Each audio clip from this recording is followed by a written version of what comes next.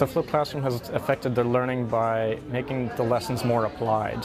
There's more of an opportunity to address any questions you have, whereas I found previously in other tutorials there's not really that opportunity because it's very much focused on the presentation of content as opposed to the addressing of any conceptual issues you may have.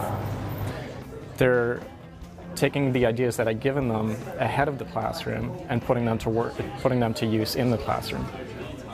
I think the main difference is that before class we are really encouraged to watch the podcasts that are online, and so you already come to class with an understanding of the concepts and having completed the homework questions, and then the point of the class is to discuss your answers with your group and then present that.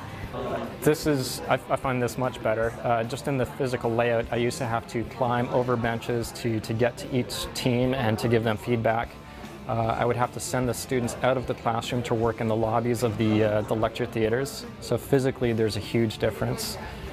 For my own ability to coordinate the lecture materials, I find a much more natural work environment. So there's a bit of an upfront cost to actually prune out the extra readings and focus on the core lessons. And then for the next couple semesters I should be able to repeat those more effectively. The group that I have, we have a Facebook group because it's the same group of people you're working with every week, and so we obviously have the social side but then can work together. And I found in other tutorials, if you're not really given the opportunity to work with each other, you'll sort of you see each other for 1 hour once a week, and not having that social sort of element, it does make it harder to be engaged. One team can learn from the other team sometimes faster than they can learn from me having to convey the information from one team to another. So it takes me out of the equation as a bottleneck. I do prefer that collaborative and interactive aspect as opposed to being more of a perceptive approach, which is generally taken in the lecture tutorial framework that most other subjects have.